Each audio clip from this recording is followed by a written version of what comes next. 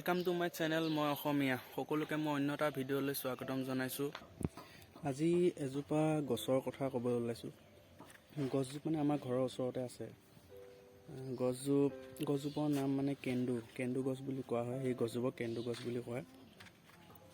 সেই গছজোপা আমি সৰুৰ পৰাই দেখিছোঁ আৰু সৰুতে সেই গছজোপাৰ তলতে আমি খেলা ধূলা কৰি ডাঙৰ দীঘল হ'লোঁ।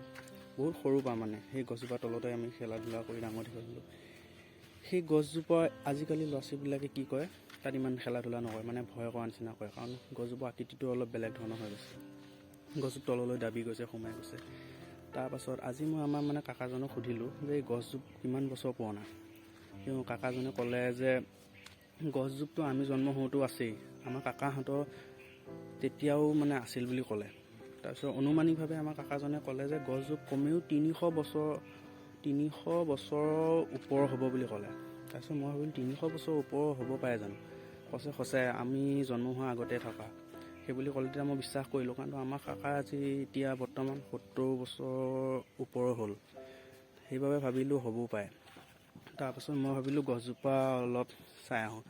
গ'লোঁ গছজোপা ওচৰলৈ গৈ ভাবিলোঁ সকলোকে যে চাওক, পুৰণা গছ আমাৰ গাঁৱতে আছে, পুৰণা গছ। তাকে বোলো ভিডিঅ' এটা বনালোঁ, তাকে দেখুৱাম বুলি চেষ্টা কৰিলোঁ আপোনালোকক। ক্লিপটো মই লৈ আহিলোঁ কৰি, ক্লিপটো বাৰু দি আছোঁ বাৰু, আপোনালোকে চাব পাৰিব।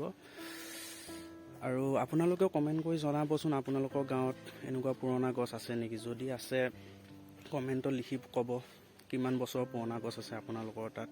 আমাৰ ইয়াত বাৰু মই গম পোৱা মতে যেতিয়া 300 বছৰ বেছি বুলি কৈছে, কিন্তু তথাপিও ইমান এটা গম নাপাওঁ। আপোনালোকৰ তাত কিমান বছৰ পুৰণা গছ আছে কমেণ্টত জনাব।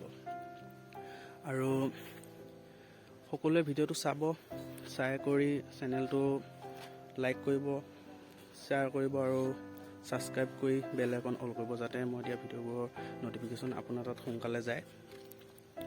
আৰু চাই থাকক ভিডিঅ'টো শেষলৈ, ক্লিপটো দেখুৱাবলৈ চেষ্টা কৰিম, চাই থাকক।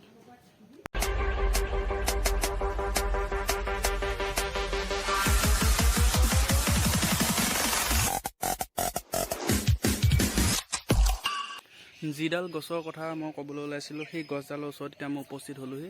দেখুৱাবলৈ চেষ্টা কৰিম সেই গছডাল। মই সেই গছডালৰ ওচৰতে আছোঁ। এইডালে আমাৰ এই গছডাল দেখিবলৈ পাইছোঁ। কোৱা মতে 300 বছৰো অধিক হোৱা বুলি কৈছে। মানে আমাৰ কাকাজনক মই সুধিছিলোঁ, 300 বছৰৰ অধিক হোৱা বুলি কৈছে এইডাল গছে। এই গছডালত পূজা পাতলো আৰম্ভ কৰে, মানে এতিয়া একো কৰা নাই, পূজা পাতলো হয় ইয়াত। এইডালে গছডাল, যিডাল গছৰ কথা মই কৈছিলোঁ আপোনালোকৰ আগত, এইডালে গছডাল। এই গছডালৰ ওচৰতে বৰ্তমান মই আছোঁ। বহুত পুৰণা হয়। এতিয়া গছডাল লাহে ধীৰে তললৈ মানে অলপ সোমাই গৈ আছে। বহুত পুৰণা হৈছে ন, মানে 300 বছৰৰ ওপৰত হ'ল বুলি শুনিছোঁ বৰ্তমানলৈ।